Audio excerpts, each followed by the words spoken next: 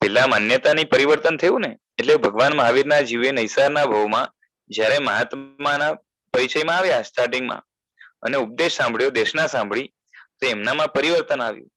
બરાબર છે. એટલે પરિવર્તન આવ્યું એટલે શું થયું કે આજ સુધી તેઓ જે તત્વને માનતા હતા તેને ખોટું માનીને કે આજ સુધી હું બ્રહ્મા હતો અને આ મહાત્માએ જે તત્વ બતાવ્યું છે એ ખરેખર સત્ય છે.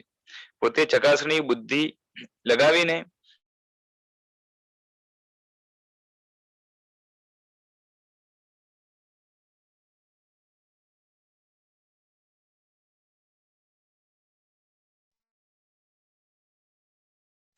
નું બધું કેવું હતું કે ભ્રામક હતું, ભ્રમ ભરેલું હતું, એમને ખ્યાલ આવ્યો અને જે છે ને શું કહેવાય કે માન્યતાને જે છે ને એમણે બદલી, સાચી તાત્વિક માન્યતાને અપનાવી તો સંકિત પામ્યા.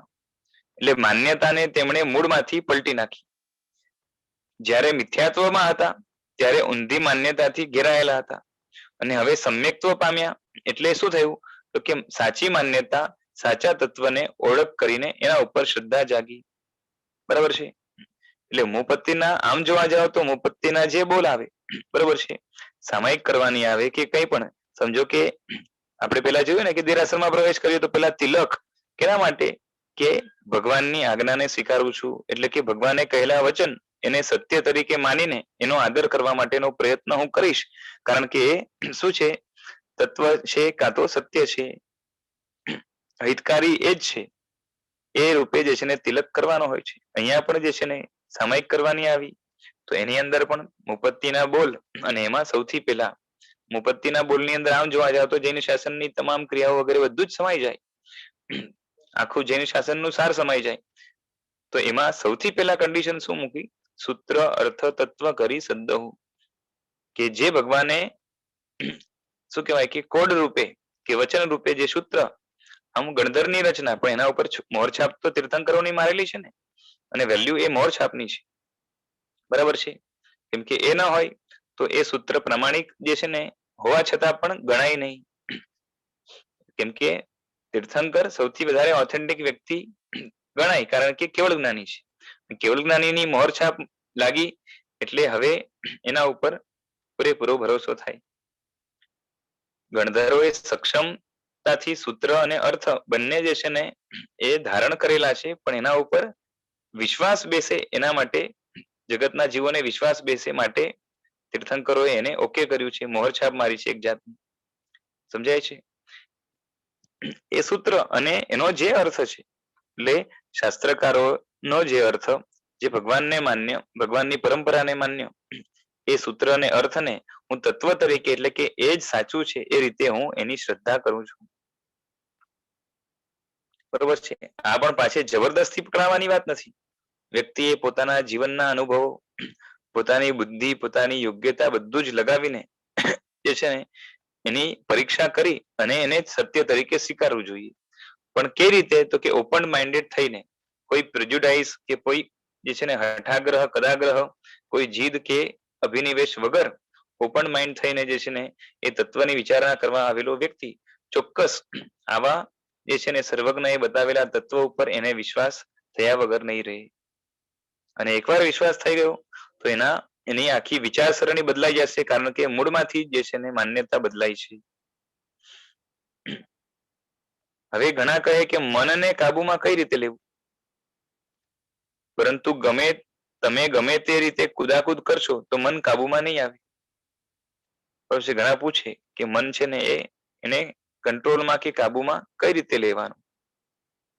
સાહેબજી શું કહે છે કે ગમે તેમ કુદાકુદ એટલે મનને કુદાવશો, એટલે મન ફાવે તેવા વિચારો જે છે ને એ અનાદિકાળના સંસ્કારોના કારણે કે મોહના કારણે કર્યા કરો તો મન કાબુમાં નહીં આવે. ખરાબ વિચાર આવે છે તેને પ્રોસેસથી કામ લેશો તો તે બદલાશે. જે ખરાબ વિચાર આવે છે એની પાછળ જે છે ને એક પ્રોસેસ કામ કરે છે, અને સારા વિચારને એની જગ્યાએ ગોઠવવા હોય, બરોબર છે, તો એના માટેની પણ જે છે ને એક પ્રોસેસ છે.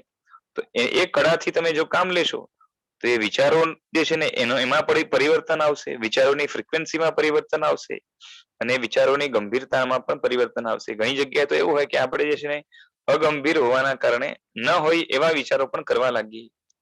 બરોબર છે. જે વિચારો અશુભ છે તે મોટે ભાગે લબ્ધિ મનની ગંદકીનો ઉભરો છે. બરોબર છે. બહુ પહેલાના લેક્ચર્સમાં આપણી વાત થઈ છે કે અંદરથી જ બધું ઉભરાય છે. અંદરના કચરા કે મેલના કારણે શું થાય છે કે બાહ્ય નિમિત્તો એ તો શું કહેવાય કે ખાલી સ્વિચ દબાવવાનું કામ કરે છે, પણ કરંટ ક્યાંથી આવે છે? અંદરમાંથી આવે છે.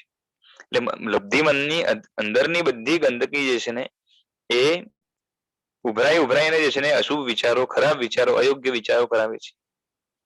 જે કુવામાં હોય તે હવાડામાં આવે. આપણી વાત થઈ ને કે અંદરમાં જે હોય એ નીકળે. તમારા વિચારમાં અહંકાર, વિચારમાં જે અહંકાર, ક્રોધ, માન, માયા આ બધું આવે તે બધું પ્રકૃતિમાં હોય છે, હોય કે અંદર પડેલું હોય તો જ જે છે ને સપાટીમાં આવે કે આપણા નેચરમાં કાં તો આપણી અંદરમાં પડ્યું છે અને માટે જે છે ને બારે રિફ્લેક્ટ થાય છે વિચારમાં. અને વિચાર એ વાણીમાં આવે તો સામેવાળાને પણ ખબર પડે કે ભાઈ આના વિચારો જે છે ને, સામેવાળો ન્યુટ્રલ હોય તો ખબર પડે, એનાથી રાગદ્વેષથી તણાયેલો હોય તો એ પણ ડિસિઝન લેવામાં જે છે ને ગડબડ કે થાપ ખાઈ જાય. એટલે અંદરથી બહાર આ બધા ક્રોધ, માન, માયા, લોભ વગેરે જે પણ આવે, ઈર્ષ્યા, અસહિષ્ણુતા, પછી શું કહેવાય કે મદ, પછી અહંકાર, એ બધા જે ભાવો છે એ બધું અંદરમાં પડ્યું છે માટે બારે આવે છે. બરોબર છે. બહારથી કઈ અંદર નથી ગયું, એ બધું જ બહાર. હા, અંદરમાં જે છે ને નિમિત્તોને પામીને અંદરમાં એનું મલ્ટિપ્લિકેશન થઈ શકે, પણ બધાનું મૂળ અંદરમાં જ પડ્યું છે. બરોબર છે. અંદરમાં જે નિમિત્ત જે છે એ નિમિત્ત મળતા ઉભરાય છે અને સપાટી પર આવે છે. માટે અશુદ્ધિ અંદરમાં જ છે. જે તળિયે જામ થઈ ગયેલ છે માટે ખાલી ઉપરથી સાફ કરીએ તો ના ચાલે. જેમ અમુક ઝાડ હોય ઉપરથી કાપી નાખો પણ મૂળિયા મજબૂત હોય તો ફરીથી ઉગી આવે. એટલે મનને ખાલી શાંત કરવાથી કામ નહીં થાય. એ રીતે એને જીતી નહીં શકાય. હા, એને ટેમ્પરરી કાબુમાં લીધો કહેવાય. હવે તેને સંશોધન કરવા માટે કડી કઈ પકડવી? મનને સંશોધન એટલે શું ખબર છે? આંતરિક મનની શુદ્ધિ, તળિયેથી જેને સાફ કરવો હોય તો કઈ કડી પકડવાની એની હવે વાત કરશે.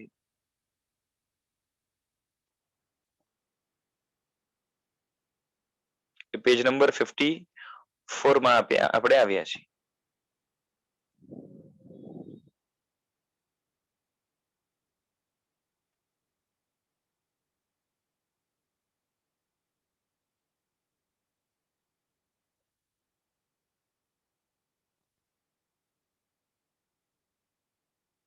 હું બોલું છું સમજાય છે ને બધાને? હાજી. હા જી. તો હવે ક્યાંથી શરૂ કરવું મનનું સંશોધન? તો હું માન્યતામાં શું માનું છું, એટલે કે મારી બેસિક તત્વ વિષયક માન્યતા શું છે, ક્યાં હું સાચું માનું છું, ક્યાં હું ખોટું માનું છું, એટલે માની માન્યતા કઈ જગ્યાએ સાચી છે, કઈ જગ્યાએ ખોટી છે, આ રીતે વિશ્લેષણ એટલે કે અંદરના ભાવોને જોતા જોતા જે છે ને એને શું કહેવાય કે ખોલી ખોલીને જોઈએ અને એક એક માન્યતાઓ ખોલી ખોલીને એટલે જેટલું ડીપથી ઓબ્ઝર્વ કરીએ તો એક એક બાબતમાં આપણી શું કહેવાય કે પકડ ક્યાં છે, આપણો સ્ટેન્ડ ક્યાં છે, આપણી જે છે ને શું કહેવાય કે ઝક્કીપણું કે આપણો આગ્રહ કે ખોટો આગ્રહ, કદાગ્રહ વગેરે ક્યાં છે અને ક્યાં પરિવર્તન લાવવાની જરૂર છે અને કેના કારણે આપણે અંદરથી દુઃખી થઈએ છીએ, એ બધી કડીઓ જો પકડવા લાગીએ, બરોબર છે, એટલે ધર્મની દિશામાં ગતિ થવા લાગશે. કારણ કે ધર્મ એટલે આમ કેવું છે કે અંદરથી જે છે ને પરિવર્તન થયા પછી યોગ્ય માર્ગમાં આત્માના વિચારો અથવા તો અંદરના ભાવો જાય, બરોબર છે, એ જ ધર્મની સેન્ટ્રલ લાઈન છે. એટલે ધર્મની દિશામાં ગતિ થાય એ ક્યારે થાય? તો સૌથી પહેલા માન્યતાને પકડવી પડે. મુપત્તિ પડી લેવામાં આવે, એમાં જે પહેલો બોલ મૂક્યો તે મહાશરત છે, બરોબર છે, બેસિક કન્ડિશન છે. એ જો નથી તો બાકીના બધા બોલ નકામા થઈ જશે. બરોબર છે. તમે તો ખાલી બોલી જાઓ છો, સાહેબ શું કહે છે કે તમે ખાલી બોલી જાઓ છો પણ તે શરતથી બંધાતા નથી. બરોબર છે, આપણે ખાલી બોલી જઈએ પણ ફરીથી એ શરત જે છે ને કે સૂત્રને અર્થની તત્વ તરીકે એટલે સત્ય, હકીકત કે શું કહેવાય કે એ જ સર્વે સર્વા છે, બરોબર છે. એ રીતે આપણે જે છે ને માનવાની તૈયારી ત્યાં હોતી નથી. માન્ય એટલે ખાલી બુદ્ધિથી માન્ય એટલું નહીં ચાલે, અંદરથી દ્રઢ વિશ્વાસ એવો હોય કે એ ચલિત ન થાય, અને માટે એ પરીક્ષાપૂર્વક જો માનેલું હોય તો મજબૂત થાય. એટલે સામાયિક પારો ત્યારે બોલો ને કે સામાયિક પારું, ત્યારે અમે કહીએ કે પુનરવિ કાયવમ, એટલે તમે બોલો યથાશક્તિ. બરોબર છે. સામાયિક પારવામાં આવે ત્યારે ગુરુ ભગવાનને આપણે પૂછીએ કે સામાયિક હવે પારું, તો સાહેબ શું કે ફરીથી કરવા જેવું છે. એટલે આપણે કહીએ કે હા યથાશક્તિ એટલે શક્તિ હશે એ પ્રમાણે કરીશ. બરોબર છે. પછી તમે આગળ કહો કે સામાયિક પાર્યું ત્યારે કહીએ કે આયારો ન મોત્તવો. બરોબર છે. ત્યારે તમે બોલો તહતી, આ બોલો છો અમને મોઢેથી ખુશ કરવા બોલો છો. બરોબર છે. આનો છે ને મને અર્થ હમણાં યાદ નથી. આયરો નો મોત્તવો કોઈને યાદ હોય તો હમણાં મને.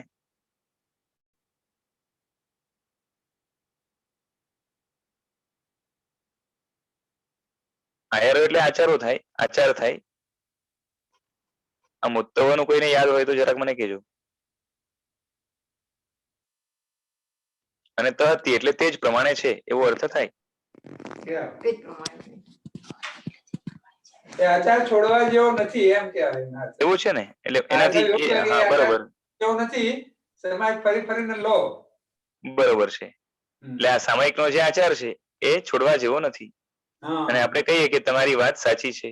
બરોબર છે. હવે આ બે વસ્તુ જે છે ને એની અંદર આપણી પ્રામાણિકતા કેટલી?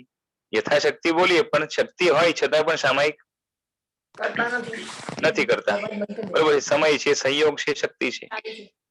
અને જે કહીએ છે ને કે આજ કરવા જેવું છે, એટલે સાહેબે કીધું કે આ આચાર મૂકવા જેવો નથી, એટલે કે આજ આચાર પાડવા જેવો છે. બરોબર છે. જયારે પૌષધ પાડીએ ત્યારે પણ જે છે ને એક એડિશનલ કડી બોલવામાં આવે છે, જે સાહેબજી બોલે કે જે સંસારમાં રહેલો મૂળમતી જીવ એ જયારે જયારે સામાયિક પોષણ વગેરે રહે છે ત્યારે જ એનો જે છે ને કાળ સફળ છે. આના સિવાયનો કાળ જે છે એ સંસારની વૃદ્ધિનું કારણ છે. એવું બધું જે બોલવામાં આવે છે, બરોબર છે, આપણે સાંભળી લઈએ પણ એના ઉપર આપણે વિશ્વાસ હોય, જો જોઈએ એવો વિશ્વાસ હોય તો સમય મળતા આપણે સામાયિક જરૂર કરીએ, પણ એવું કરતા નથી.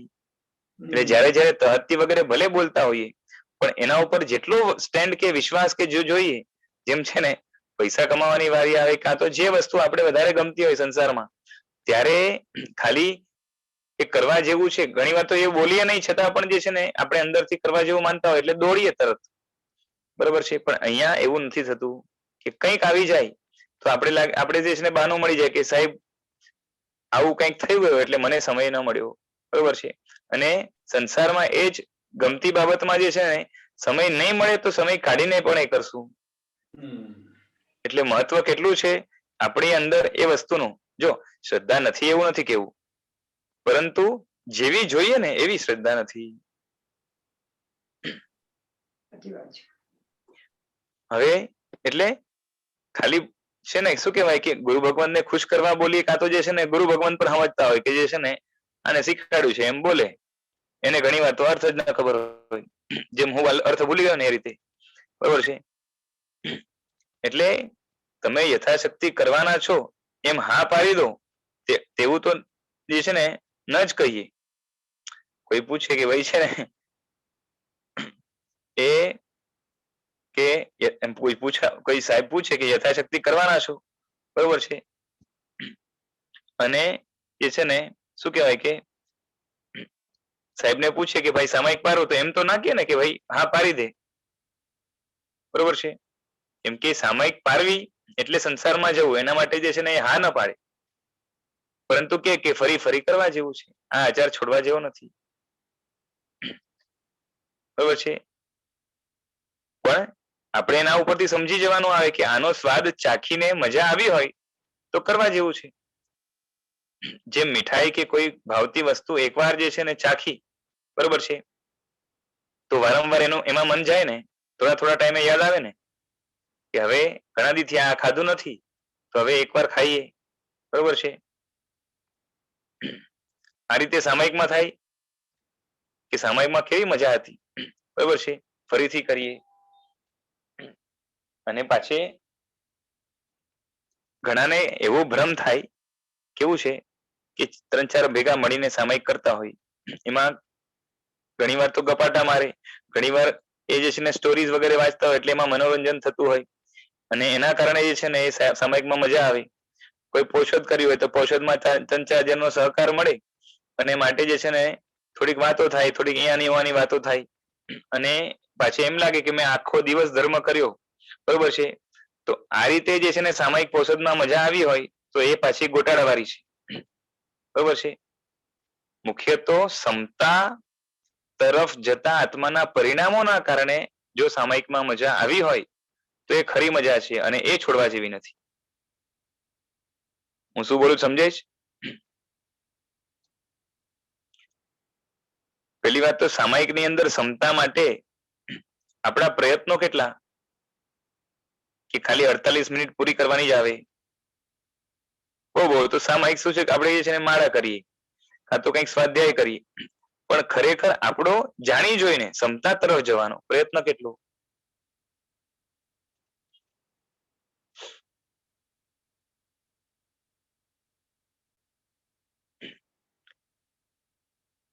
સમજાય છે? અને એ સમતાની વેલ્યુ હોય અને સમતા માણી હોય તો એ ફરી જે છે ને મન ત્યાં જશે. એટલે જ્યારે સમય મળશે આપમેળે સામાયિક કરવા બેસી જાય, કોઈએ કેવું પણ નહીં પડે, બરોબર છે. એટલે ત્યારે અમને બાહેદારી શું આપો છો આપણે, એટલે આપણે શું આપીએ? સાહેબ પૂછે છે તો કે યથાશક્તિ, એટલે કે શક્તિ હશે ત્યારે ચોક્કસ કરશું, બરોબર છે. પણ એ દિલથી આપણે બંધાઈએ છીએ ખરા? આપણી સ્થિતિ શું છે? 50 બોલમાં પહેલો બોલ જ આ છે મૂક્યો છે કન્ડિશન, આના વગર બધું નકામું છે. કે જે જીનેશ્વર ભગવંતે તત્વ બતાવ્યું છે એ તત્વ ઉપર પૂરેપૂરી શ્રદ્ધા છે અને એમાંથી જે હૈ છે એને છોડવાનો અને ઉપાદેય છે એને મેળવવાનો પુરુષાર્થ કરવો, બરોબર છે, એ મારા માટે જરૂરી છે એવું લાગવું જોઈએ. જીનેશ્વરના વચનને સત્ય ન માનો પછી ગમે તેટલી ઉપાસના કરો પણ શું મતલબ? સમજાય છે? પેલું કહીએ ને કે ભગવાનને માને, બરોબર છે, પણ ભગવાનનું ન માને. કોઈ હોય કેવું હોય કે માતા પિતાને માને પણ માતા પિતાનું ન માને, બરાબર છે, તો એ માતા પિતાનો ભક્ત કહેવાય? સમજાય છે? માતા પિતાએ કીધું કે આ છે ને આમ અહીંયા આ વસ્તુ કરી આવો, કે ના હું તમારો ભક્ત છું, હું તમારા પગ દાબી દઈશ, પેલું નહીં કરી આવું, તો એને ભક્ત કહેવાય?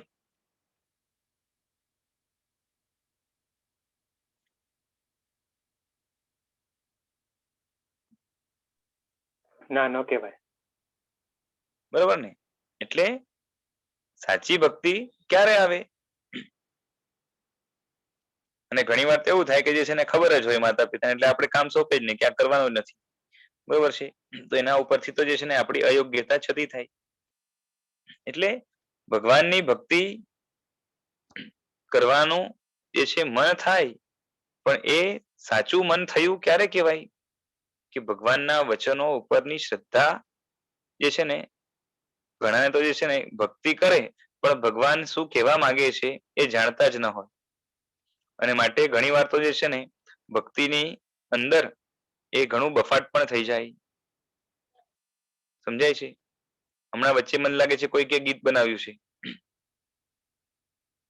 कि जब भक्त नहीं होता का तो जो भक्त नहीं होता भगवान कहाँ होता, का तो भगवान कहाँ से होता, એવું કંઈક છે કે ભક્ત ના હોય તો ભગવાન જ ક્યાંથી હોય, બરોબર છે?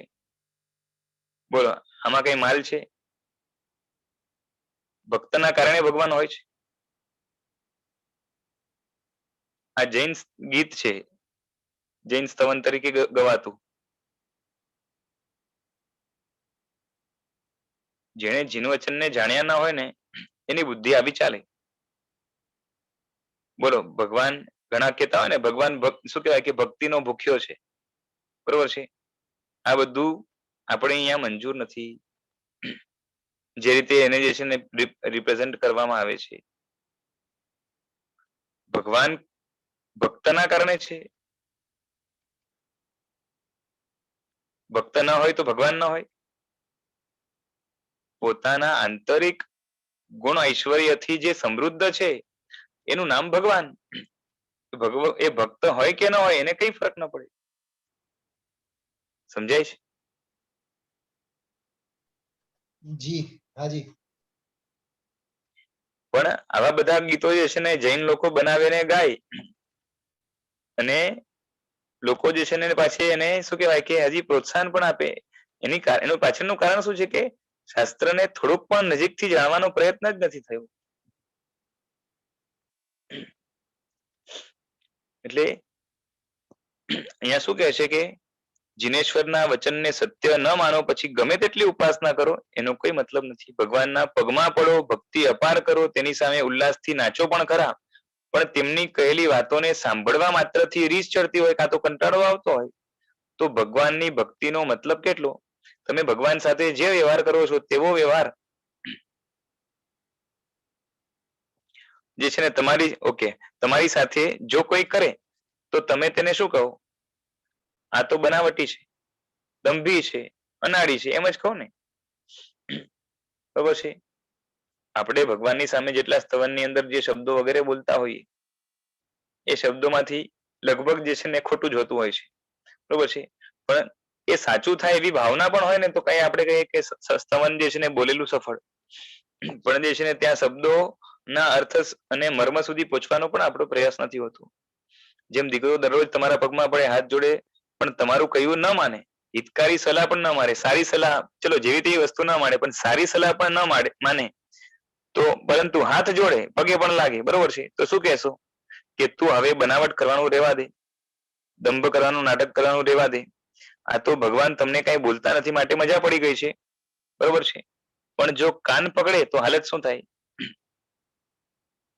સમજાય છે? આપણે જે મિન્નત કે રિક્વેસ્ટ કે જે કરતા હોઈએ સ્તવનોમાં ભગવાનને, બરોબર છે, ભગવાન કે મન લાગે કે તને જે છે ને મારા ઉપર ભક્તિ ઘણી છે, ચાલ આવી જા, તને જે છે ને મોક્ષ સુધી પહોંચવું છે, આટલી બધી જે છે ને રોજ તું પ્રાર્થના કરે છે, તને મોક્ષ સુધી પહોંચાડું, આ સ્ટેપ્સ છે અને જે છે ને મારો તને પૂરેપૂરો સહકાર છે, બરોબર છે. તો જે છે ને આપણે શું કરીએ? ભગવાન સાથે જઈએ કે પછી ભાગીએ ત્યાંથી? એટલે ભગવાન કઈ બોલતા નથી એટલે આપણે જે છે ને મન ફાવે તેમ ચલાવીએ છીએ. ધર્મના અનુષ્ઠાનોમાં જે શરત મૂકી છે તેમાં તમારે પ્રાથમિક શરતો પણ પૂરી થતી નથી, કારણ કે હજી મનથી માન્યતાનું સંશોધન કે શુદ્ધિ થઈ નથી. માટે પ્રત્યેક ક્રિયામાં માન્યતાનું મહત્વ ઘણું જ છે કે મૂળથી માન્યતા શુદ્ધ જેમ જેમ નહીં થાય, જો નહીં થાય તો પછી બધી ક્રિયા જેટલી પણ કરેલી હશે, જેમ પાયા વગરની જે છે ને ઇમારત ખાસ કઈ ટકતી નથી, એમ માન્યતાની શુદ્ધિ વગર કરેલો ધર્મ એ બહુ તો એકાદ બે ભાવ સુધી સાથે આવે, એની જે છે ને લાઈફ બહુ લાંબી હોતી જ નથી અને તેનાથી જ આત્મામાં ચિત્ત શુદ્ધિ સ્થાપિત થાય છે. માન્યતાના કારણે, માન્યતાની શુદ્ધિના કારણે જે છે ને જે ચિત્તની શુદ્ધિ છે એ આત્મામાં સ્થાપિત થાય છે. ચિત્ત એટલે મન. હવે ધર્મના ક્ષેત્રમાં પગલું માંડ્યા પછી, ધર્મના ક્ષેત્રમાં પગલું માંડ્યું એના પછી શું? તો કે વિચારો, પ્રકૃતિ, સંસ્કાર આ બધું બદલવાનું છે. એકવાર ધર્મના ક્ષેત્રમાં કોઈ વ્યક્તિ આવી ગયો દેરાસર, ઉપાશ્રય વગેરેમાં, એના પછી એની વિચારધારા બદલવી પડે, એની પ્રકૃતિ એટલે કે આજ સુધી સંસારની અંદર જેવા નેચર સાથે ચાલતો હતો એવો નેચર નહીં ચાલે, અને એના જે સંસારના જે સંસ્કારો હતા એ બધા બદલવાના છે. પણ તે બધામાં પહેલા શું બદલવાનું? તો કે માન્યતા બદલવી પડે. તે બદલવા માટે દરરોજ વિચાર કરવા પડે કે જીનેશ્વર દેવોએ કઈ વસ્તુને સાચી કહી છે અને કઈ વસ્તુને ખોટી કહી છે, કઈ ક્રિયા, કયા ભાવો, બરોબર છે, કઈ બાબતને સાચું કે કોઈને કઈ બાબતને ખોટું કહ્યું છે. મને તે સાચું કે સારું કેમ નથી લાગતું? જે ભગવાને સાચું કે સારું કહ્યું છે એ મને સાચું કે સારું કેમ નથી લાગતું? એની પાછળનું કારણ શું છે? કોઈ ભ્રમ, કોઈ મોહ, કોઈ પકડ, કોઈ આગ્રહ, શું છે? મારે ક્યાં ગડબડ છે? મને શું વાંધો છે? આ રીતે અવલોકન કરવા દ્વારા ખ્યાલ આવે, પછી જ એની શુદ્ધિ કરવાની પ્રક્રિયા થાય, બરોબર છે. ખાલી માની લેવાથી વાત નહીં થાય, કેમ કે એ પણ ઉપર છેલ્લું રહેશે. એટલે આ રીતે સંશોધન થવું જોઈએ કે ભગવાને જે સાચું કહ્યું છે, બરોબર છે, અને હું જેને સાચું માનું છું એની અંદર જે છે ને તફાવત શા માટે આવે છે? શું ભગવાને સાચું કહ્યું એમાં કઈ ગડબડ છે કે હું સાચું માનું છું એમાં ગડબડ છે? બરોબર છે. અને ભગવાન ઊંચી વ્યક્તિ ગણાય કાં તો એના ડરથી એ વસ્તુને સાચી માનવાની વાત નથી, પરંતુ આપણે જે સાચી લાગે એનું વિશ્લેષણ કરવાનું આવે, અને પછી એ વાત જો બેસી જાય પછી એ વાતને જે છે ને એ સહેલાઈથી કોઈ હલાવી નહીં શકે. ઘણાને અત્યારે અંદરમાં શું લોચા છે તેની જ ખબર નથી. ઘણાને જે છે ને પેલું મારા પોતાની અંદર જ જે છે ને માન્યતા વિષય કે પુણ્ય પાપ કે કોઈ પણ બાબતમાં, એટલે આમ માન્યતાની જ વાત છે કે માન્યતા વિષયક શું ગડબડ છે. આમ તો ઘણી બધી ગડબડો છે માન્યતા સિવાય પણ, આગળ આવશે પરિણતિ, યોગ્યતા વગેરે, પણ બેસિક વસ્તુ તરીકે હું કઈ કઈ બાબતમાં જે છે ને ઊંધી માન્યતા વાળો, ઊંધી શ્રદ્ધા વાળો, ઊંધા ફેથ વાળો છું એ ખબર જ નથી. ભગવાન પાસે જઈને ખૂબ જ ભક્તિ કરે ત્યારે થાય કે હું તેમનો ભક્ત છું, પણ તે વખતે જાતને પૂછો કે હું ભક્તિનો અધિકારી પણ છું ખરા? કેમ કે ભક્તિ માટે પણ અધિકારી કોણ હોય? જેને ભગવાનના વચનો ઉપર અવિહળ શ્રદ્ધા હોય એ ખરેખર ભક્તિ માટે અધિકારી હોય. કેમ કે જેના ઉપર પૂરેપૂરી શ્રદ્ધા જ નથી, જેના વચનો ઉપર શ્રદ્ધા નથી, એને એ વ્યક્તિ પર ખરી શ્રદ્ધા નથી. અને વ્યક્તિ પર જ્યારે ખરી શ્રદ્ધા નથી તો જે છે ને એની પર્સનાલિટીને જાણી કે ન જાણી, બરોબર છે, એ મોટો પ્રશ્ન ચિહ્ન આવશે. અને સાચે સાચે એના સ્વરૂપની એક જાતની એલર્જી છે એવું અંદરમાંથી નક્કી થાય. આગળના પેજમાં આવીએ આપણે.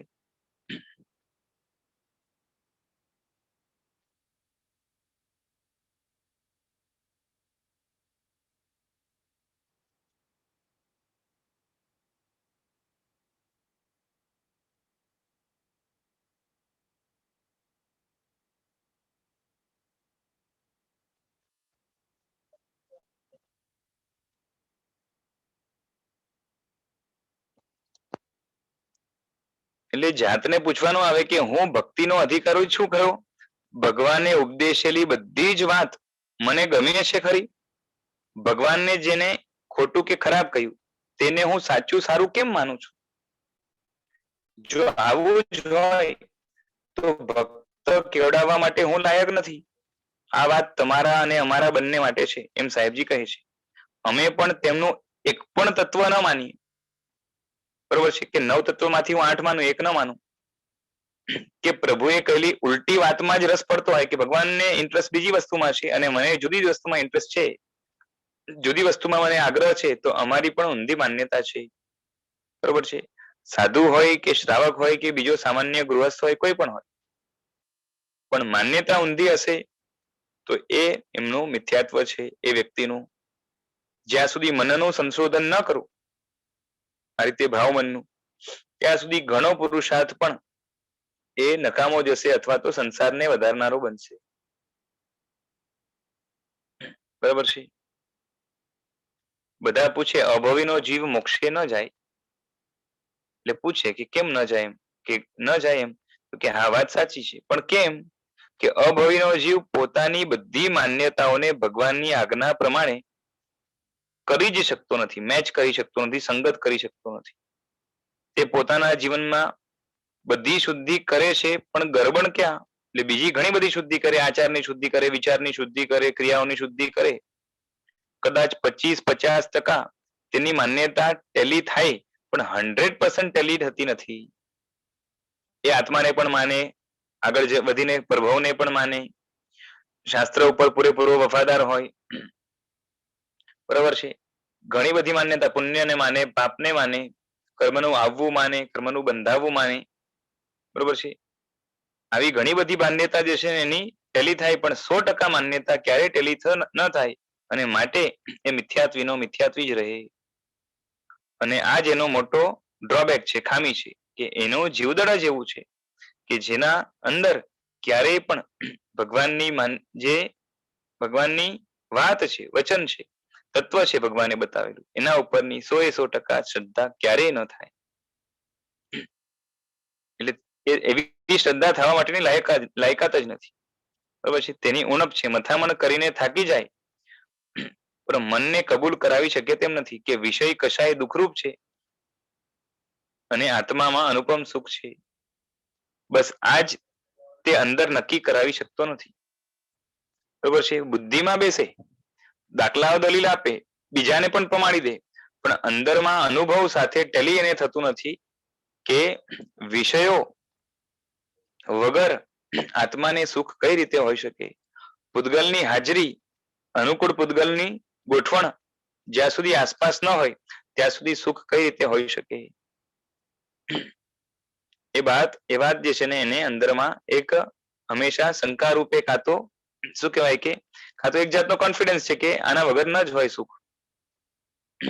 જ્યારે શુદ્ધ આત્મામાં સ્વાભાવિક સુખ છે એવું એ ક્યારેય જે છે ને પોતાના અંદરના અનુભવ સાથે ટેલી કરી શકતો નથી, કન્વિન્સ કરી નથી શકતો અને માટે એ રખડે જ છે. બરોબર છે. તે શ્રદ્ધાથી જીન વચનને માની લે છે ઉપર છલ્લી, પણ તેનું મન અનુભવથી એક્સપિરિયન્સથી કબૂલ કરતું નથી. માટે જ વિચારજો કે સાધનામાં માન્યતાનું મહત્વ કેટલું છે. તેના કારણે જ તેનો પુરુષાર્થ નકામો જાય. મહેનત ઘણી કરે પણ માન્યતાના કારણે જે છે ને એની પુરુષાર્થની જે છે ને દિશા જ સાચી નથી હોતી. ભવી જીવ પણ આની શુદ્ધિ ન કરે, ખાલી અભવ્ય નહીં ભવ્ય પણ જ્યાર સુધી માન્યતાની શુદ્ધિ ન કરે તો એનો પુરુષાર્થ પણ એને એડે જ જાય, નકામો જ જાય. ઘણા જીવ ધ્યાન કરે છે, ભાવના ચિંતન મનન પણ કરે છે, પણ મુશ્કેલી એ છે કે મનમાં ગોટાળા રૂપે માન્યતા ખોટી પડેલી છે. માટે આ બધું જ કરશે, બધું જ નકામું જશે. માટે તેના લાખો પ્રયત્ન પણ નિષ્ફળ જવાના, ફળ નહીં મળે. આ એક ભારેખમ નિદાન છે. બરોબર છે.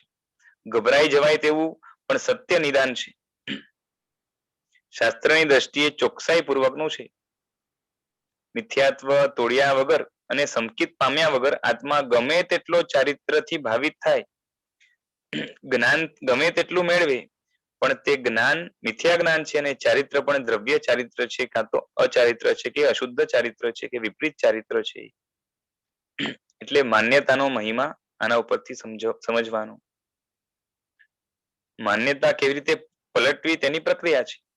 બરોબર છે. એની પહેલા પણ બતાવ્યું અને હવે આગળ પાછે દ્રષ્ટાંતો આપે છે, દાખલાઓ આપે છે કે જેમ પુણ્યશાળી પણ બુદ્ધુ હોય તો તેને સમજાવવા માટે કે તમારી વાત ગળે ઉતારવા માટે એમને એમ કહો તો વાત તેને ગળે ઉતરે નહીં.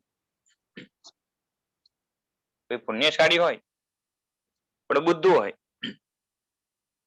હવે એને તમે સમજાવવા જાઓ તો એમને એમ સમજાવો તો સમજે નહીં, પણ એના માટે ટ્રીક જોઈએ. એ ટ્રીક અપનાવો તો ફટકથી હા હા તમારી વાત બરોબર. તે મનને મનાવવા માટે પણ ટ્રીક જોઈએ. એક કળા છે, શાસ્ત્રમાં દ્રષ્ટાંત છે, એ વિચારીએ. એટલે હવે અહીંયા જે છે ને બહુ શું કહેવાય કે ફાયદો કરશે એવું એક દ્રષ્ટાંત આગળમાં આપ્યું છે. વિશાલભાઈ, જી બોલો. પ્રશ્ન એ છે, હા અહીંયા માન્યતાનું આટલું ઇમ્પોર્ટન્સ દેખાડ્યું, હા પણ તારી માન્યતા સાચી છે કે ખોટી છે હા એ કેવી રીતે ખબર પડે? મને તો મારી માન્યતા સાચી જ લાગે છે. તમારી માન્યતા સાચી લાગે છે, પણ એને ટેસ્ટિંગ માટે ક્યારે મૂકી? ટેસ્ટિંગ કેવી રીતે કરવી? હા ટેસ્ટિંગ તો એ તો એની હવે બતાવશે કે જે છે ને પેલા તો શું કહેવાય કે આપણે જે માનીએ છીએ પેલા તો એક ઓપન માઇન્ડેડનેસ રાખવી જોઈએ. માન્યતા મારા પાસે પણ છે, બધા જીવો પાસે પોતપોતાની માન્યતા હોય છે. હું કંઈક માનું, બીજું કંઈક માને, ત્રીજું કંઈક માને. પણ હવે કોઈ એમ પકડીને ચાલે કે મારી માન્યતા સાચી જ છે, બરોબર છે, અને કમ્પેર કરવાનો પ્રયત્ન ન કરે તો એ સૌથી પહેલો ડ્રોબેક કહેવાય. બધાની જુદી જુદી માન્યતા એક જ બાબતમાં હોય તો એમાં હોઈ શકે મારી માન્યતા સાચી, ના નહીં, પણ એકવાર એની પરીક્ષા તો કરું. સમજાય છે? જેમ આપણી પાસે પણ કિંમતી વસ્તુ આવી ગઈ કોઈ, બરાબર છે, પણ હવે ખબર પડે કે એવી વસ્તુ બીજા પાસે પણ છે, થોડુંક કંઈક જે છે ને ક્વોલિટીમાં ફરક લાગે છે, તો એકવાર ડાઉટ તો જાય ને કે કદાચ હોઈ શકે મારી પાસે ખોટું હોય કાં તો એમાં ગડબડ હોય. તો એકવાર ટેસ્ટ કરું, પછી ખાતરી થઈ જાય પછી વાંધો નહીં. સમજાય છે? તો ટેસ્ટિંગ એ એટલે રીતે શું? હા હા ટેસ્ટિંગ એટલે ટેસ્ટિંગ, હા ટેસ્ટિંગ એટલે હવે હું તમને કહું એ દ્રષ્ટાંત લઈએ એટલે વધારે ઇઝીલી સમજાય કે જેમ છે ને એ શું કહેવાય કે હું છે ને પોતાને આ શરીર માનતો હોઉં, હું શરીર પોતાને માનતો હોઉં, જગતમાં બીજા જીવો પણ એવા છે જે પોતાને જે છે ને શરીર તરીકે માનતા હોય. કોઈક જીવો એવા છે જે પોતાને શરીરથી જુદો આત્મા તરીકે માને છે, અને આત્મા તરીકે માનનારા પણ જે છે ને આત્માનું સ્વરૂપ જુદા જુદા રૂપે માને છે. કોઈક આત્માને જે છે ને આખા જગતમાં સર્વવ્યાપી માને, કોઈક અમુક અંશમાં માને, કોઈક જે છે ને એમ કે શરીરની અંદર પણ અમુક સ્થાનમાં રહેલો છે આત્મા. આવી જુદી જુદી માન્યતા છે. હવે આત્મા એ જ શરીર, પછી આત્માથી અગર જુદું શરીર છે તો શરીરમાં ક્યાં રહે છે, આ બધા જ જે છે ને માન્યતાના પ્રશ્નો છે. બરોબર છે. હવે બધી જ ફિલોસોફી, મારી પાસે પણ પોતાની ફિલોસોફી હોય કે હું અગર આત્માને શરીર માનું છું તેની પાછળના કારણો મારી પાસે પણ હોય. ઘણી વાર એનો વિચાર ન કર્યો હોય પણ જે છે ને દલીલો જ્યારે સામે આવે તો બારે પણ નીકળે. તો હું કયા કારણથી એ શરીરને આત્માને એક માનું છું, અને પેલો કદાચ માને છે તો શરીરને આત્માને જુદો માને છે તો એના કયા કારણો, એની પાછળના જે છે ને દાખલા દલીલ વગેરે જે છે ને શું છે. પછી કોઈ શરીર વ્યાપી માને, કોઈ અમુક જગ્યાએ માને તો એની પાછળ પણ જે છે ને એ દાખલા દલીલ શું છે એ બધું સાંભળીએ, પછી કમ્પેર કરીએ અને એમાંથી જે સાચું લાગે એને સ્વીકારવાનું. હું બધી દલીલ કરવા હમણાં બેસવાનો નથી, બરોબર છે. બાકી આત્મા સંબંધી, આત્માના પુરાવાઓ સંબંધી જે છે ને એ પેલા યોગ દ્રષ્ટિ વગેરેના ક્લાસની અંદર શરૂઆતમાં ઘણી બધી દલીલ વગેરે આપી છે. પછી એમાં પછી અગર થાપ ખાઈ જઈએ તો શું થાય ખબર છે કે જે ઘણું મેળવવાનું હોય એની બદલે કદાચ થોડુંક મેળવીએ કાં તો ઘણું ગુમાવવાનું પણ થાય. પછી એ જ રીતે જે છે ને પુણ્ય પાપની પણ વાતો છે. તેમાં પણ જે છે ને શું થાય કે જ્યાં સંસારના ક્ષેત્રની અંદર મોટે ભાગે જે છે ને જ્યાં અનુકૂળતા મળે છે, સંસારિક અનુકૂળતાઓ, ભૌતિક અનુકૂળતાઓ, ત્યાં પુણ્યની પ્રધાનતા છે. હવે કોઈ જે છે ને કોઈને ઘણી સંપત્તિ વગેરે મળી જાય અને એ પુણ્યની બદલે પોતાના પુરુષાર્થ કે પોતાની આવડત એને જે છે ને પ્રધાનતા આપી દે, બરોબર છે, તો ત્યાં માન્યતાની ગડબડ છે. અને એ માન્યતાની ગડબડ હોય તો એના કારણે નુકસાન શું થશે કે અહંકારમાં ચાલ્યો જશે, અને અહંકારના કારણે બીજા ઘણા બધા નુકસાન થશે. એ સોશિયલ લેવલ ઉપર પણ ઘણા લોકોથી દૂર થઈ જશે.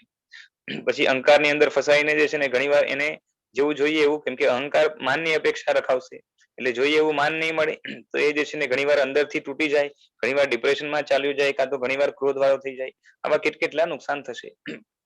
પણ જે તત્વથી વાસિત હશે, પેલા તો જે છે ને ખાલી હું સાચો છું અને બાકી બધા ખોટા છે, કાં તો કેમ કે કોઈ એવું માનતું હોય ને કે હું પણ સાચો છું અને બીજા લોકો પણ સાચા છે, બરાબર છે, બધા લોકો સાચા છે.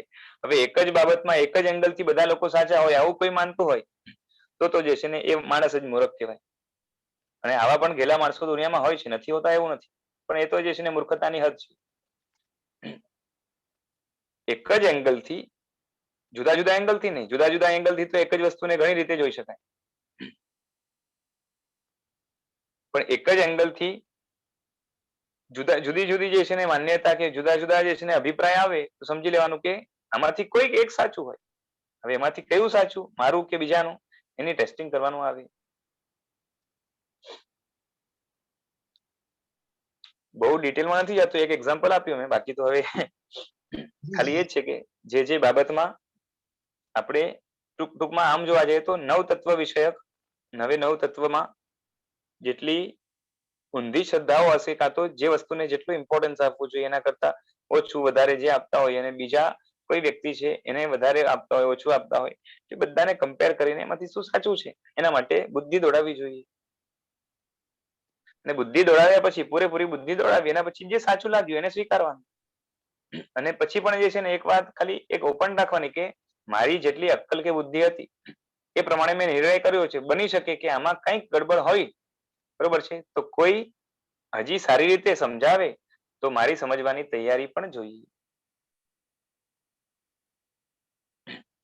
તો આટલું ઓપન ક્યાં સુધી રહેવું પડે, જ્યાં સુધી આપણી બુદ્ધિ ઘણી વિકસિત નથી થઈ જતી.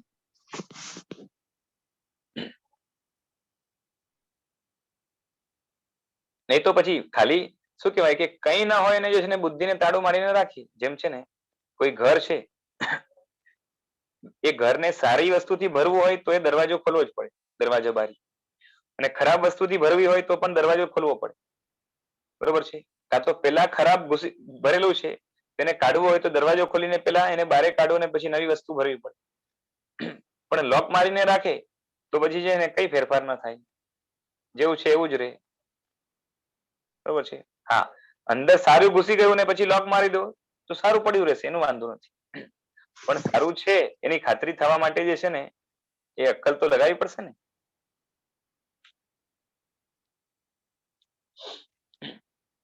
સાહેબ અમને લોકોને જ્યારે એવું લાગે કે ભાઈ શાસ્ત્ર વચન જે છે એ તો ઘણા ફેરફાર થઈ ગયા હશે, હા આપણે આપણી બુદ્ધિથી એને મૂલ્યાંકન કરવું જોઈએ, હા ભગવાને કીધું અત્યાર સુધી આપણી પાસે સાચું પહોંચ્યું હશે કે નહીં કોને ખબર, બરોબર છે. આવું બધું હોય ત્યારે એ બધું હોય ત્યારે પણ જો ઘણીવાર શાસ્ત્રમાં પણ જે છે ને એ મતાંતરો પણ મળે, બરોબર છે. અમુક મતાંતરો એવા હોય કે જેને આમ સીધે સીધા આપણાથી કઈ લેવા દેવા નહીં. હવે કોઈ શાસ્ત્ર કે વાસુ પૂજ્ય સ્વામી લગ્ન કર્યા હતા અને કોઈ કે નથી કર્યા, બરોબર છે. તો એનાથી આપણી સાધનામાં કઈ ફરક પડતો નથી, તો એને જે છે ને મતાંતર તરીકે રહેવા દેવાનું, તેલ લેવા ગયું એટલે આમ કઈ ફરક ના પડે. તેલ લેવા ગયું એટલે એ મતાંતર. અને કોઈ મતાંતર એવા છે જેનાથી જે છે ને આપણા ઉપર કઈ ઇફેક્ટ પડી શકે છે, તો ત્યાં પછી જે છે ને આપણે એ મતાંતર જે છે એની સાથે જે દલીલો આપી હોય એ દલીલ આ પણ અને આ પણ બંને દલીલો જે છે ને એને વાંચવાની, સમજવાની, બુદ્ધિ દોડાવવાની અને કમ્પેર કરીને એમાંથી જે વધારે યોગ્ય લાગે એનો સ્વીકાર કરવો, એમ વાંધો નથી. સાહેબ મતાંતર ન હોય, શાસ્ત્રમાં મતાંતર નથી પણ એ શાસ્ત્ર જ મગજમાં નથી બેસતું. અચ્છા, શાસ્ત્ર જ મગજમાં નથી બેસતું તો પેલા તો શાસ્ત્ર આખે આખું મગજમાં ન બેસતું હોય તો એ શાસ્ત્ર પેલા જો આપણે એક હોય કે જે છે ને કે આમાં કઈક ફેરફાર, ઘણા બધા ફેરફાર થઈ ગયા છે, ભગવાને કંઈક કીધું હશે, કંઈક ઘણા બધા ફેરફાર થઈ ગયા છે. તો જે ફેરફાર થઈ ગયા હોય એવું લાગે કે આ શાસ્ત્ર કદાચ અશુદ્ધ હોય, બરોબર છે, એવું લાગે. પણ ખાલી લાગવા માત્રથી જે છે ને એ એને ખોટું છે એમ ના કહી શકાય. પેલા જાણવાનો પ્રયત્ન કર્યો કે નહીં એ શાસ્ત્રને, અને જાણ્યા પછી એમ લાગ્યું કે આમાં કઈ ગડબડ છે, તો પેલા તો એ શાસ્ત્રના જે જાણકાર વ્યક્તિઓ છે વર્તમાનમાં, એના જે જાણકાર વ્યક્તિઓ હોય એની પાસે બેસીને નક્કી કરવાનું કે મને આમાં ગડબડ લાગે છે, બરોબર છે, આ જે છે ને વાત બેસતી નથી.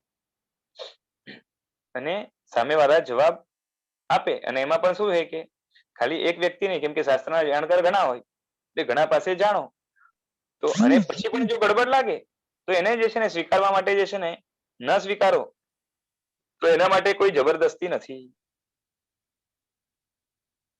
પણ એટલું તો ખુલ્લું રહેવું જોઈએ કે ભાઈ જ્યાર સુધી એ વચનો કે એ શાસ્ત્રો એ સાબિત ખોટા નથી થયા મારી સામે, જેમ આપણે અદાલતમાં પણ જઈએ તો અદાલતમાં જજ છે ને બેમાંથી એક પક્ષને જ બોલવા દે અને બીજા પક્ષનું જે છે ને એમને ડિસિઝન લઈ લે, ચાલે. સાહેબ મને મારી રીતે વિચારીને ખોટું લાગ્યું એટલે પતી ગયું, પછી મારે બીજા કોઈ પૂછવાની જરૂર શું? અરે એ જ છે, પણ એ જ કહું છું ને કે આપણે કેટલા મૂર્ખ કહેવાઈએ કે પોતાના લાઈફથી સંબંધિત નિર્ણયો આ રીતે લઈ લઈએ, જ્યારે જગતમાં પણ જાહેરમાં જે છે ને જ્યારે નિર્ણયો લેવાના આવે ત્યારે જેટલા પક્ષો છે બધાને સાંભળવામાં આવે પછી જજ ડિસિઝન લે, બરોબર છે. એટલે આપણે કેટલા જે છે ને મોહમાં છીએ કે અંધારામાં છીએ કે પોતાની બાબતમાં પણ કેર નથી, એ સૂચવાય છે અહીંયાથી. એટલે અહીંયાથી આપણે ઓપન માઇન્ડેડનેસ કાં તો શું કહેવાય કે એક સંકુચિતતા દૂર કરીને જે છે ને પેલા તો બધા પક્ષોને સાંભળવા કે સમજવા માટેનો પ્રયત્ન કરવા માટે ખુલ્લા રહેવું જોઈએ. જી હાજી. નહીં તો શું છે કે નહીં તો જે લઈને ફરીએ છીએ એ રીતે ફરતા રહેશું, બીજું. હા, એ સાચું હશે તો એનો ફાયદો પણ ચોક્કસ થશે. માન્યતા સાચી હશે તો સાચીનો ફાયદો પણ થશે. તો એમ નથી કે જે છે ને ઘણા એવા હોય કે જે છે ને પહેલી વારમાં જે છે ને જે માન્યતા આવી સાચી થઈ અને એના આધારે જે છે ને આગળ નીકળી ગયો તો મોક્ષમાં પણ પહોંચી જાય. પણ ચકાસણી કરે તો ઘણીવાર છેતરાવાથી બચી શકે. અને છેતરાવાના ચાન્સ આ જગતની અંદર પૂરેપૂરા છે. માટે ટેસ્ટિંગ કરો તો એક સેફટીની જે છે ને શું કહેવાય કે એક આશ્વાસન રહે સેફટીનું. લોજિકલ એ જ છે ને કે આપણે અનાદિથી મિથ્યાત્વ સાથે જ ભમ્યા છીએ, હા તો આપણી માન્યતા લગભગ મિથ્યાત્વ યુક્ત વધારે હશે એવું શક્યતા ખરી? હા, અને પાછી શું છે કે તમે દુનિયામાં નજર કરો ને તો પણ તમને દેખાય કે મોટા ભાગના જીવો, શાસ્ત્રમાં જે છે ને દેવલોક કે જે કીધું હોય, આપણી સામે જે ના હોય પણ જે સામે જીવ સૃષ્ટિ છે જેટલી માઇક્રો ઓર્ગેનિઝમ થી માંડીને જેટલા પણ છે, બરોબર, એમાં તમે જોવા જાઓ મોટા ભાગના જીવો દુઃખી છે, બરોબર છે. અને જેટલા સુખી છે એના જીવનમાં મોટા ભાગનું દુઃખ છે. દુઃખ વધારે ને સુખ ઓછું છે. ને બહુ ઓછા જીવો હોય જેમાં સુખનું પ્રમાણ વધારે ને દુઃખનું પ્રમાણ ઓછું હોય, બહુ જ જીવ છે. આના ઉપરથી પણ એક જે છે ને એક અંદાજો લગાવી શકાય કે આ બધા જ જીવો ક્યાંય ને ક્યાંય ભૂલે છે, તો એમાં ચાન્સીસ છે કે મારાથી પણ જે છે ને ભૂલ ક્યાંક ને ક્યાંક થતી હોય, એના મેક્સિમમ ચાન્સીસ રહ્યા છે. માટે હવે કમથી કમ મોટે ભાગે મારી ભૂલ થવાના ચાન્સીસ હોવાના કારણે જ્યારે ડાઉટ કરવાનું આવે ત્યારે સૌથી પહેલા હું પોતા ઉપર કરું. એટલે ડાઉટ પોતા ઉપર કરવાનો વધારે, હા, શાસ્ત્ર ઉપર ઓછો, એમ? શાસ્ત્ર ઉપર કે બીજાની પણ માન્યતા ઉપર ડાઉટ Okay. કરવો જો ડાઉટ કરવો એનો મતલબ એ નથી કે ખોટું છે. હા, ભગવાનના વચનો ઉપર પણ ડાઉટ કરે એમાં વાંધો નથી, પણ ડાઉટ કર્યા પછી એ ડાઉટને સોલ્વ કરવા માટે પણ પ્રયત્ન કરવો જોઈએ કે સાચું હશે કે ખોટું. જો બરોબર. આવું નહીં હોય ને તો તમને કોઈ પણ વ્યક્તિ જે છે ને ભગવાનના નામ ઉપર કાંઈ પણ પધરાવી જશે. બરોબર. એ કહેશે ભગવાને કીધું છે, એ રીતે કઈ ના માનવાનું હોય. આ જે બરોબર. બાબત જે છે ને એ બુદ્ધિથી ચકાસી શકાતી નથી, ત્યાં આપણે શ્રદ્ધા રાખીએ, વાત જુદી છે.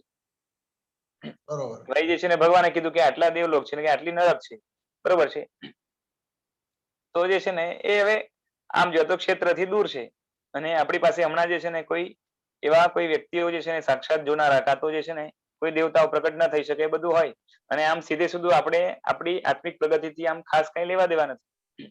દેવલોક જે છે ને 12 ની જગ્યાએ 11 હોય કે 24 હોય, ત્યાંથી કઈ ફરક ના પડતો હોય તો એ બાબતમાં જે છે ને માથાપચ્છી નહીં કરવી.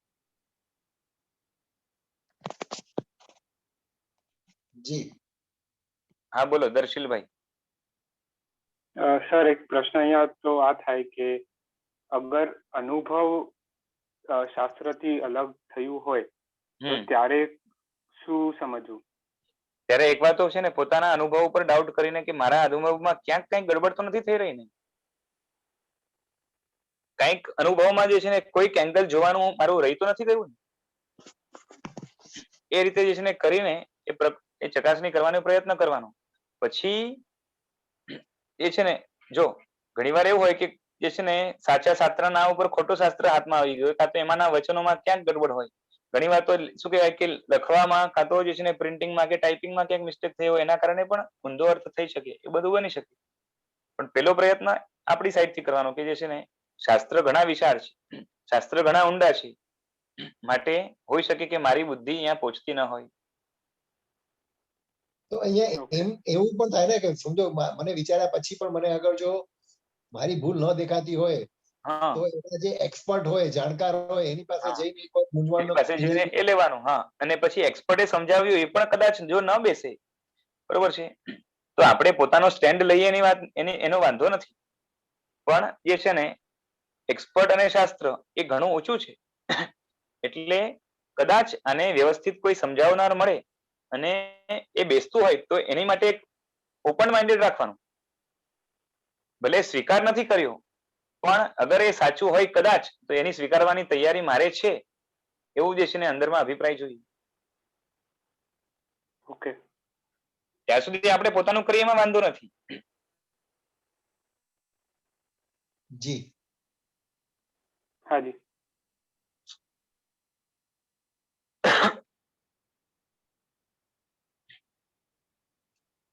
ચાલો આજે તો દિવસ બીજો પૂરો. હા હા, હવે આની છે ને એક જે દ્રષ્ટાંત આવવાનું છે ને, મંત્રીને સાધવા માટે વરરુચિએ અપનાવેલી ટ્રીક, બરોબર છે. આમ અમુક લોકોએ દ્રષ્ટાંત સાંભળ્યો પણ હશે. જોશું, ચલો. જનાજ્ઞા વિરુદ્ધ કઈ બોલાયું તો મિચ્છામિ દુક્કડમ, અને ગુરુ ભગવંતના આશય વિરુદ્ધ કઈ બોલાયું તો મિચ્છામિ દુક્કડમ. અને ઉપકાર સ્મૃતિ તરીકે ગચ્છનાયક આચાર્ય ભગવંત શ્રીમદ વિજય યુગભૂષણ સુરીશ્વરજી મહારાજ સાહેબ, જેમના ઘણા ઉપકારના કારણે એ આપણે થોડું ઘણું જે છે ને એટલે વાંચન વગેરે કરી શકીએ છીએ, અર્થ વગેરે કરી શકીએ છીએ. એમના જે છે ને આમ તો ઋણથી દબાયેલા ઘણા ઉપકારોને લઈને ચાલી રહ્યા છે. કદાચ એમના જેવી તો જે છે ને આમ 5% પણ બુદ્ધિ કે ટકો એક પણ કદાચ નહીં હોય, પણ જેટલું શક્ય બને એટલું એમના આશીષથી આ કાર્ય થઈ રહ્યું છે. અને માટે એમને પણ જે છે ને કોટી કોટી વંદન કરીએ. અને બાકી તો હવે જે